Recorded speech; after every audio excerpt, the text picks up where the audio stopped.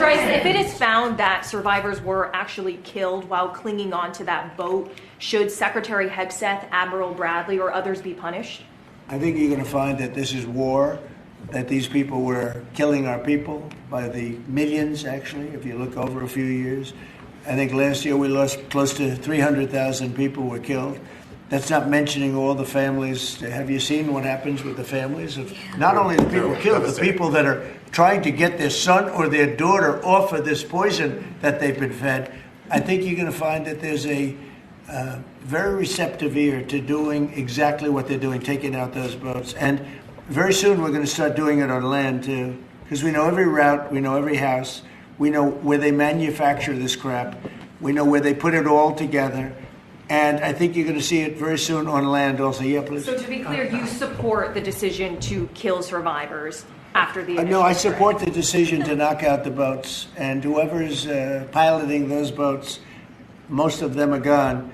But whoever are piloting those boats, they're guilty of trying to kill people in our country. Yeah, please. This is my video update on this Friday afternoon, December the 5th. Coming to you from Athens, Greece. Let's talk about some news. And before we get to the main news topics for today, if you can, this would help me out a lot. If you can, hit that like button. And when you hit that like button, remember to say, I like it a lot. I like it a lot. And then you can also, if you want, share this video, subscribe to this channel. Let's discuss Dar Spiegel and the leaked phone call. This is scandalous. So scandalous. The leaked phone call that Dar Spiegel decided to publish. They got a hold of this leaked phone call, this transcript of European globalist elite, the cool kids of Europe, all of them engaged in a conference call discussing Project Ukraine and US President Trump. And so the information that Spiegel has published, which has not been denied by any EU leader. Actually, the opposite. EU leaders have pretty much confirmed that what Dar Spiegel is publishing is, for the most part, accurate. This phone call reveals that the EU cool kids, the European cool kids, they are very worried about Trump and his negotiations with Russia.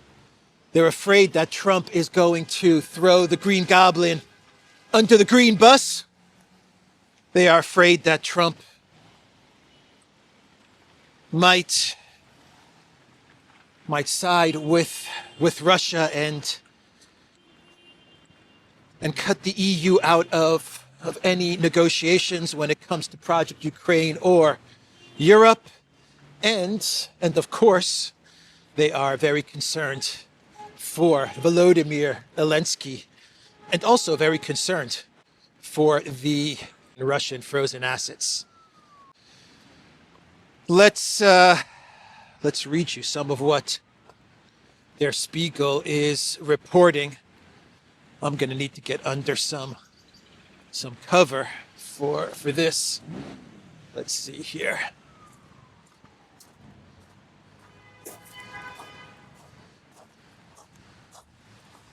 I think that might do. I think that'll be all right.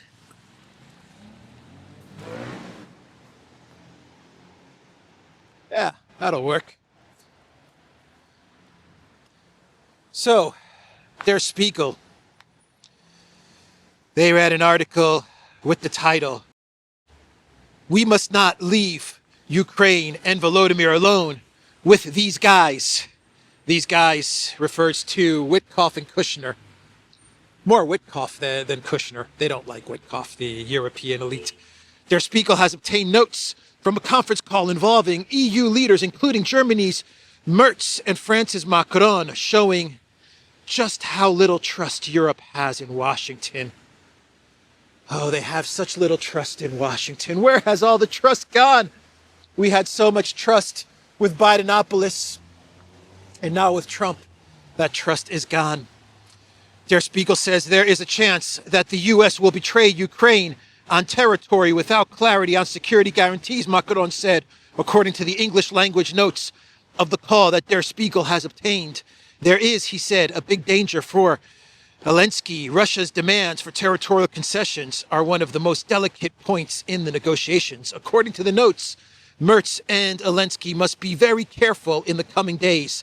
They are playing games with both you and us, Merz apparently said, likely in reference to the two U.S. negotiators, Witkoff and real estate mogul Kushner, U.S. President Donald Trump's son-in-law.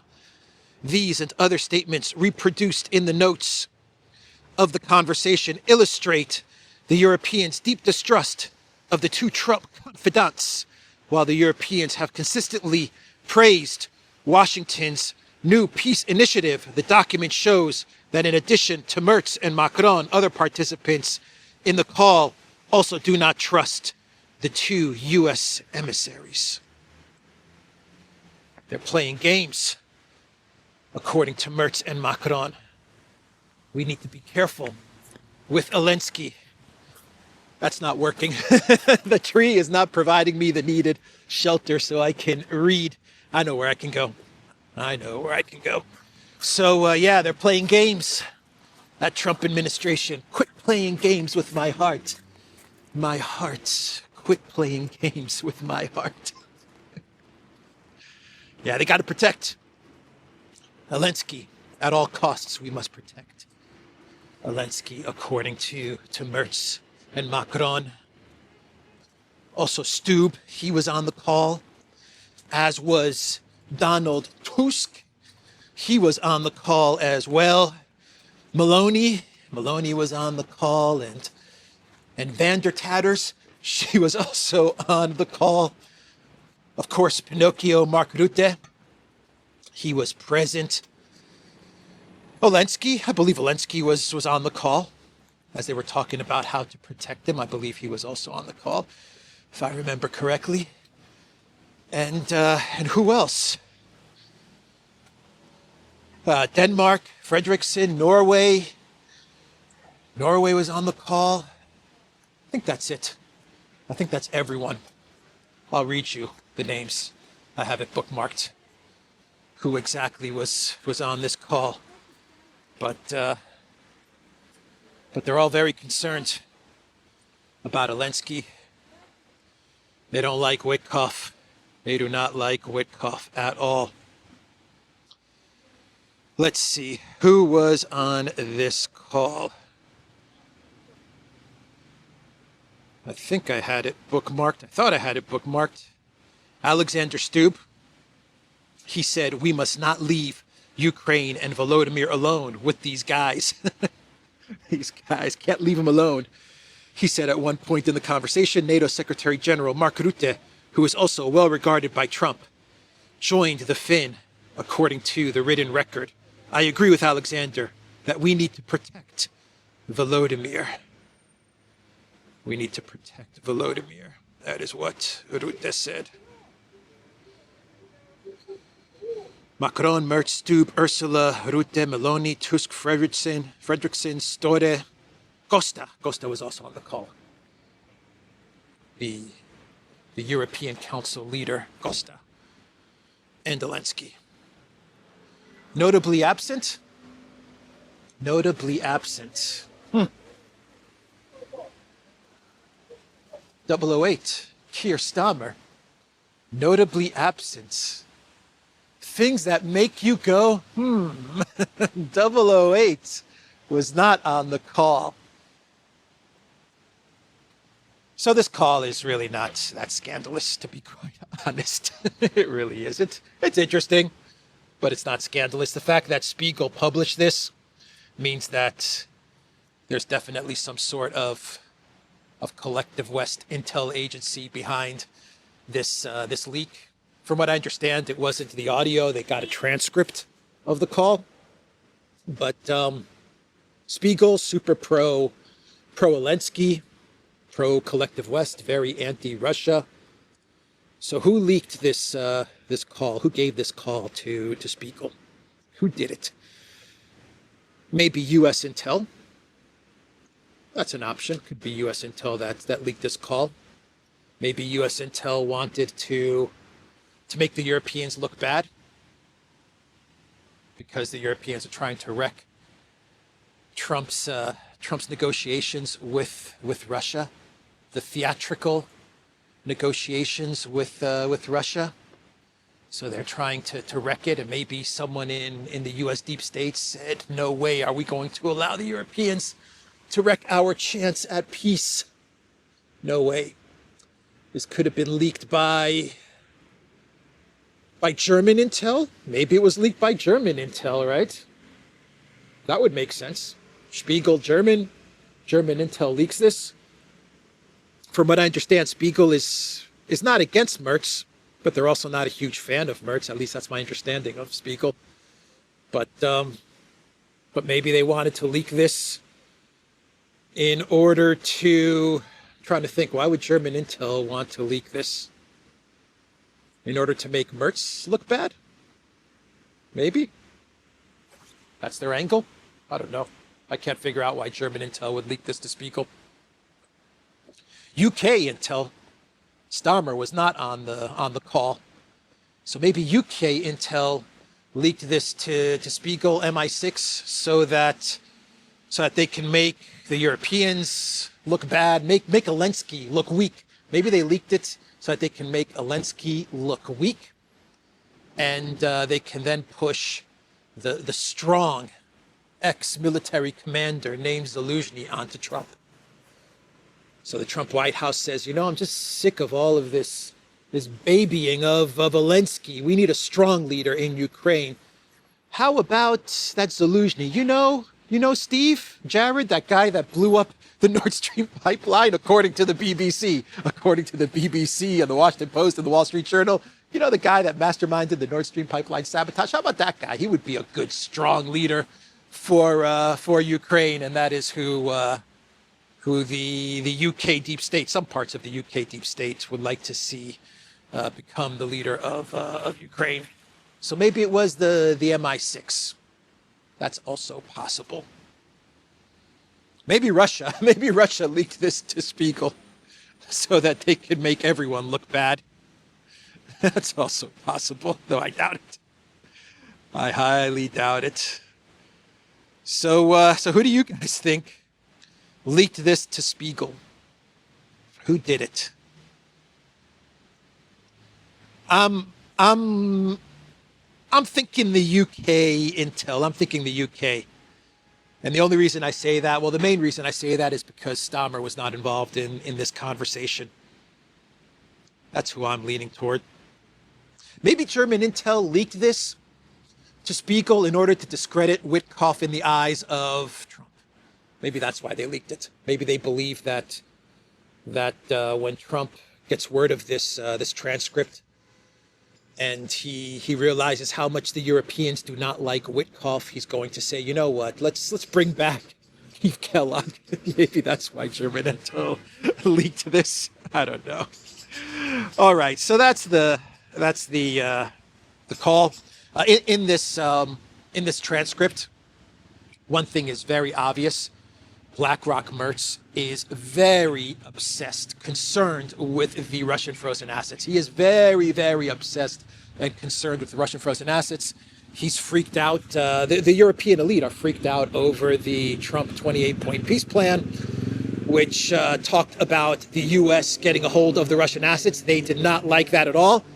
I was the first to say it. I was the first to say that in that 28-point peace plan, you know what really bothered the Europeans more than anything else in that 28-point peace plan?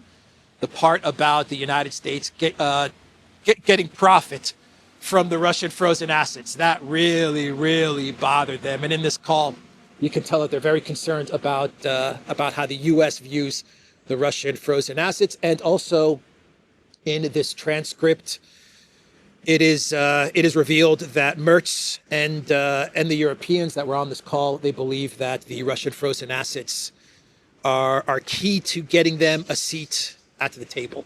They believe that the Russian frozen assets is their one big trump card. That's the big card that they still have left to play, which will force the United States and the Russians, but more the United States, to actually give them a seat at the table, so that then they can be part of this theatrics negotiation process. That was revealed in the transcripts. And so you have BlackRock Merz canceling a meeting that he was going to attend, I believe, in Oslo. He was supposed to go tomorrow to Oslo, and he's canceled that. And instead, he is going to get on the midnight train, going anywhere. He's going to get on the midnight train to Brussels. He's going to go to Brussels, and he is going to have a lunch or a dinner, I believe dinner, with Van der Tatters and with the Belgium Prime Minister De Wever. And it's going to be 2 against 1.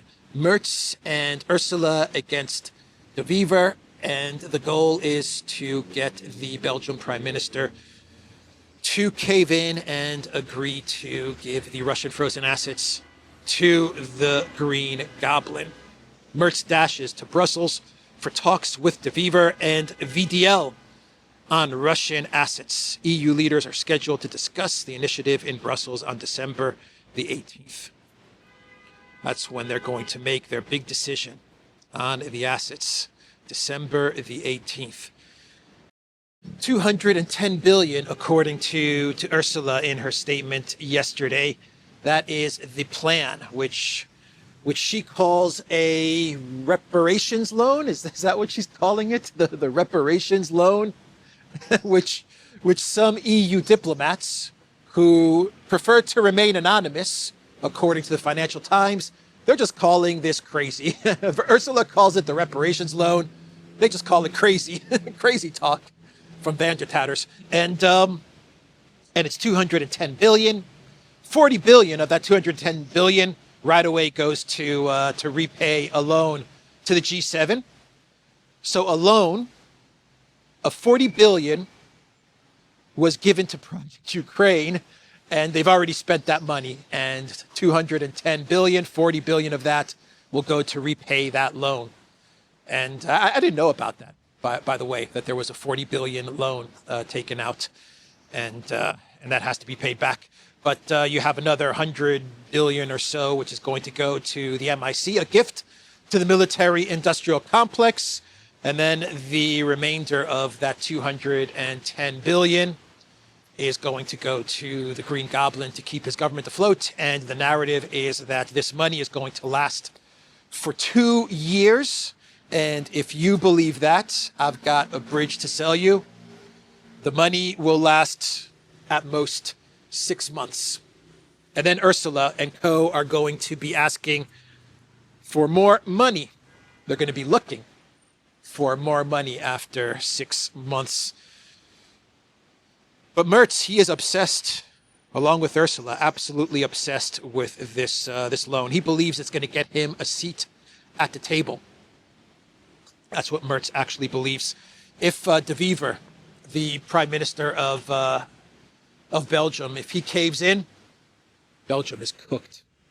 So far, he's not caving in. Let's give him some props. So far, he is standing firm, standing strong against the EU elite, of which he is one of the EU elite, but so far he is resisting.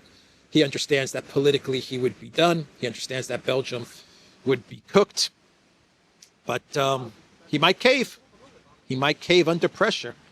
2 against 1. Ursula teaming up with Merz, and they don't even like each other. They don't like each other. Ursula does not like Merz. Merz does not like Ursula. But we're talking about money, right? That's what we're talking about. We're talking about money. And so they're going to put their differences aside, and they're going to team up try and get Belgium to cave in. So the UK courts, they completed an inquiry into the Skripal case, and this inquiry focused on the death of Dawn Sturgis. She came in contact with the nerve agent Novichok in 2018, and she died from her contact with the Novichok. And the UK courts, they completed an inquiry into her death, and the conclusion that they came up with was that Putin must have given the order to the Russian assassins, to the Russian intel agents, of which, according to the inquiry, 3 of them were identified by Robert Mueller as being involved in Russiagate, with the hacking of Hillary Clinton's emails or her server or whatever happened back then. And so the UK courts, they're drawing a connection between Putin, 3 of the assassins. I believe they're sanctioning the entire Russian intel agency, and they've identified 11 agents who were somehow involved with the Skripals and Novichok, and they're connecting 3 of those 11 to Russiagate. And so you can see what they're doing here is they're creating this narrative of Putin, Russiagate, Trump, in order to lay the foundation for when the midterms are complete in the United States, and they can resurrect the whole Russiagate scandal once again against Trump. Or perhaps the message to Trump is, if you do not back off from your negotiations with Russia, then we will continue to push this narrative of Russiagate, Novichok, and Putin and Trump, right? So that's what they're doing here, and they make it very clear that this is the narrative, the goal of this latest inquiry. Actually, the Telegraph, they say it in the first couple of paragraphs of their write-up on this. Russian spies who hacked Hillary Clinton's presidential campaign have been linked to the Salisbury poisoning for the first time. There it is, right there. Boris Antonov, Nikolai Kozacek, and Pavel Yershov were previously indicted by the United States for releasing tens of thousands of emails from Ms. Clinton's 2016 campaign. They were among 11 Russian military intelligence officers sanctioned by Britain on Thursday in the wake of the public inquiry into the death of Dawn Sturgis, who was exposed to the nerve agent Novichok in 2018. The Sturgis inquiry concluded the GRU, Russia's military intelligence agency, was responsible for the death of the mother of 3 who came into contact with the chemical weapon following a botched attempt to assassinate double agent Sergei Skripal. Where are the Skripals, by the way? My understanding of this inquiry is that the Skripals did not testify or did not take part in this inquiry. Not the father, not the daughter, Yulia, right? They did not take any part in this inquiry. No one knows where they are. I don't know where they are. Do you know where they are? I don't know where they are. I don't know what happened to them. But the conclusion is that the order must have come, according to the judge. He said it must have come from Putin. He said the evidence is overwhelming, according to the judge. It's overwhelming evidence provided by UK intel services, right? But it's overwhelming that Putin must have given the order, and the assassins, they botched everything because, according to the inquiry, they left. If I remember the Telegraph article, they left the bottle of Novichok on the ground or lying around, and unfortunately, Miss Miss Burgess. She came in contact with the bottle, and she died from her contact with Novichok. So that's the inquiry from the UK, and the timing of this is interesting, very, very interesting timing, given the panic and the freak out over the U.S. Russia negotiations. The UK definitely in a big time panic over these negotiations, and so the connection to Russiagate, which the Telegraph lays out in the first 2 paragraphs, I think explains what the goal of all of this is for the UK. Anyway, all right, that is that story. Perhaps we'll do a dedicated video on this, on the Duran. It's interesting, the timing of all of this and trying to connect it to Russiagate, trying to send a message to Trump, perhaps. Putin in India. He is in India, the Russian president, greeted by Modi at the airport, greeted by Modi personally once again when they met for formal talks. Protocol, from my understanding, is that Modi does not personally greet the heads of state when they arrive in India.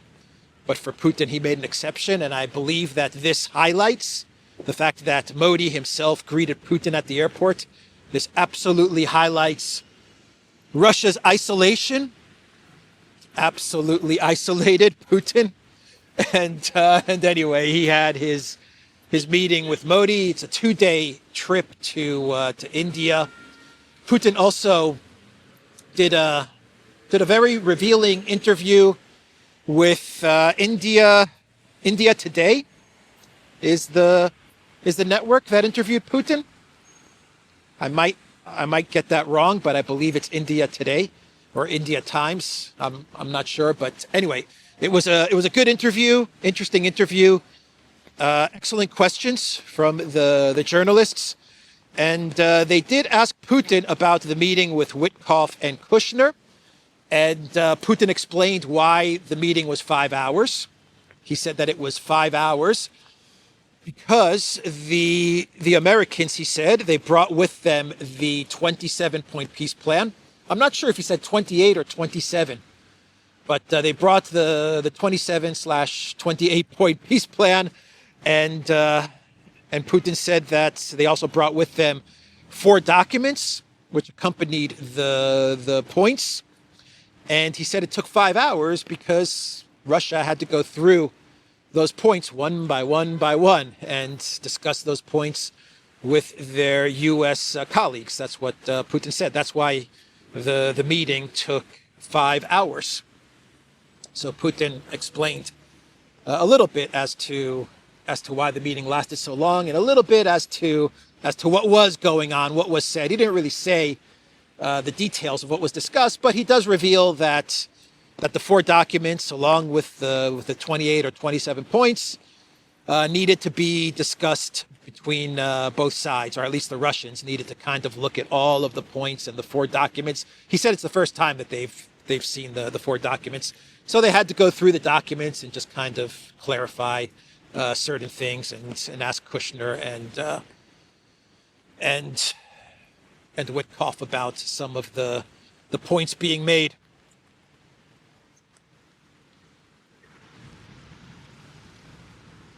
Mm-hmm.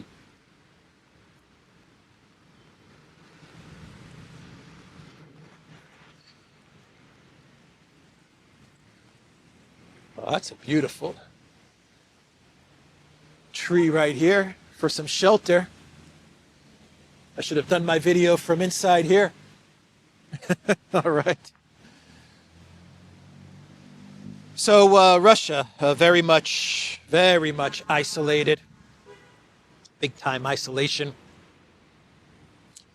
Meeting with India.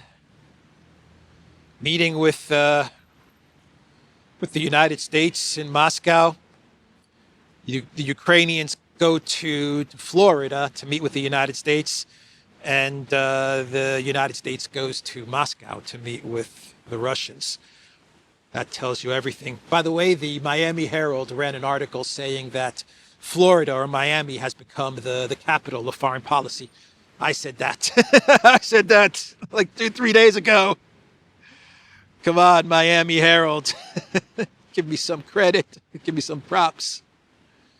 The Telegraph article. Did I mention the title of the Telegraph article? Russian agents trail led from Hillary Clinton's emails to fatal Salisbury attack. 3 spies wanted for meddling in U.S. presidential election sanctioned over links to death of Dawn Sturgis. Yeah, let's create that connection again. Let's get this whole Russiagate 4.0 or 5.0. Let's get this thing going again. So, the EU scandal. Let's go to the EU scandal, which is freaking out stunning and brave Kaja Kallas. She's getting very nervous about the EU corruption scandal. Which corruption scandal? Not Qatargate, not Ursula's text messages with Burla, not that scandal, not those scandals, not the Ukraine energy scandal, no, not those scandals. This is the newest scandal coming from Europe, which Belgian police are pushing, which is also interesting, that the Belgian police are investigating the European Union, telling the European Union perhaps to back off of our prime minister or else. Kaja Kallas, she is freaked out over this. She held a town hall, I guess is what it's called, when the big boss, Kaja Kallas, the big boss, talks to the employees, and she held a town hall to answer any of their questions about the scandal that has taken down the former top EU diplomat, Federica Mogherini, as well as 2 other EU officials. Federica has resigned as the rector of the College of Europe. She has resigned because she has been formally charged, from my understanding of things. She has been charged with corruption, as have the other 2 officials. The other guy was also very high up in the EU. And Kaja Kallas, she is under fire because she runs the EU Transparency Organization, or whatever it's called. I forgot the exact name of it. But it deals with transparency and corruption and all of these things. And that's under her control. And the complaint is that this agency that Kaja Kallas commands is really not so transparent. It's not really doing a good job of being transparent and fighting corruption and stuff like that.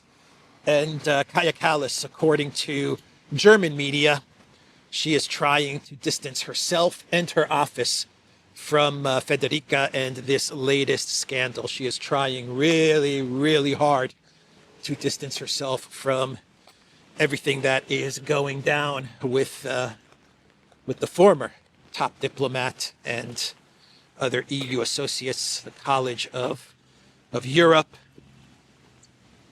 which educates young European adults, men and women, young European aspiring men and women to enter the service of the European Union. That is what the College of Europe does. It educates them so that they can be the leaders of tomorrow, the Ursulas and the Costas and the Josep Borrells of tomorrow. So a lot of this scandal, as I said in a video a couple of days ago, a lot of this is or happened under the tenure of Jungle Joseph, right? That's when Mogherini, she left as top diplomat. She was given the cushy job of rector for the College of Europe.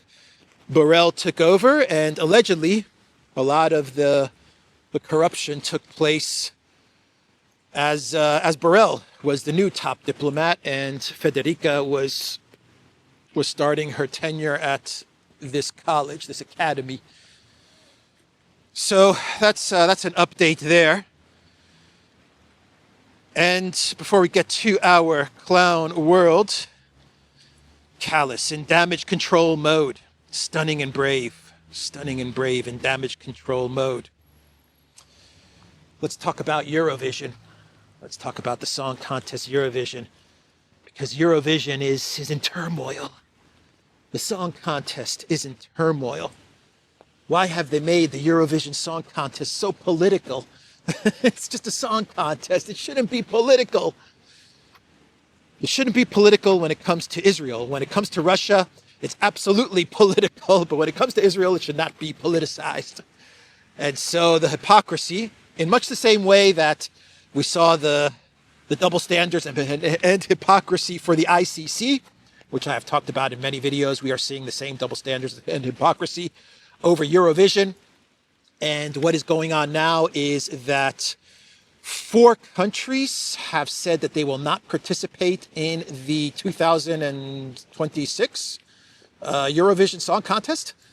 And the 4 countries are, I don't remember, Spain. I want to say Spain, Netherlands. I also want to say Slovenia. Yep, and Ireland. Ireland, Spain, Slovenia, and the Netherlands are threatening to withdraw from next year's Eurovision Song Contest in protest of Israel's participation.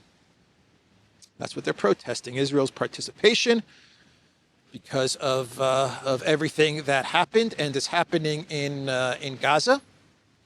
And they're saying that Eurovision should not allow Israel to participate. But the Eurovision contest board or broadcasting company or whatever it's called, the EBC or the ECB, whatever they call this thing, they have ruled that Israel will be allowed to participate in Eurovision. Russia is not. Keep that in mind. Russia is not. And these 4 countries are saying, well, if that's the case, we're not going to participate. By the way, I believe Israel came in 2nd place last year, right? Either 2nd place or 3rd place. And there's a little bit of a mini scandal connected to the 4 countries saying they will not participate in 2026 contest because they claim that some of the voting may have been rigged. That's what some of the claims are. So in the same way that the ICC underwent all kinds of difficulties, or is undergoing all kinds of difficulties for its double standards, going after Putin, and the United States cheering the ICC for going after Putin. And then they were forced to go after Netanyahu, and then the United States had to sanction the ICC for going after Netanyahu. We're basically seeing the same thing with Eurovision in a way, right? So that's Eurovision. I do not feel sorry for Eurovision. They deserve all of this. And I would not be sad to see the Eurovision Song Contest simply go away. That would not sadden me one bit. So let's do some clown worlds and we can wrap this video up. And today's clown worlds, I remember one, I don't remember the other. The one that I remember is Liz Truss. Liz Truss has a podcast, The Liz Truss Show. And in her teaser, she said that she's going to go after the deep state. Okay, Liz Truss. Yeah, she said that she was prime minister. The lettuce Liz Truss. She said she was prime minister and she wanted to go after the deep state, but the deep state took her down. And that's why she only lasted for about a month, because the deep state took her down. And Liz Truss said now she is ready to reveal everything. She's going to reveal everything. She's going to name names, and she's going to expose the deep state in her new podcast called The Liz Truss Show. Oh, man. Everyone has a podcast. Everyone has a podcast. Anyway, that's Clown World number 1. Clown World number 2 is the former owner, I believe Austrian, the former Austrian owner who tried to be very secretive but was exposed of Pornhub. You know which company I mean. Actually, the company's name is MindGeek, I believe, is the parent company. But Pornhub's owner, he is now making a bid for the Lukoil assets in Europe, the Lukoil assets in in Bulgaria, I believe Bulgaria, Romania, those Lukoil assets. He is making a bid for those assets. That's right. Makes sense, actually, to be honest. Russia's kicked out of the energy business in Europe, and the former owner, the ex-Pornhub owner, is looking to buy those assets. It makes sense, from Russian energy in Europe to prawn energy in Europe. Sounds about right. Ex-Pornhub owner looking to buy Russian oil giants' Western assets, according to Reuters. Lukoil has moved to divest its overseas holdings after the U.S. imposed sanctions on the company. So there you have it. And the guy that was the ex-owner, he's worth something like $1.4 billion or something like that. And he made a statement saying that yeah, he's looking at these assets because they're good assets to hold. They're very attractive assets to get control of. So he's making his bid. He has to apply to the U.S. Treasury, to the U.S. government, so that he can try to take over these assets or something like that. Yeah, because they're sanctioned. So he's making the application to take over these assets. So that's who could be controlling energy in Bulgaria and Romania and much of Europe. Score, win, win. Way to go, Europe. Ursula Trump, way to go. European values. All right, we will end the video there. The Duran.locals.com. We are on Rumble, X, Telegram, Rockfin, and also on Substack. Check us out on Substack. And I will see everyone tomorrow. Go to the Duran shop, pick up some merch.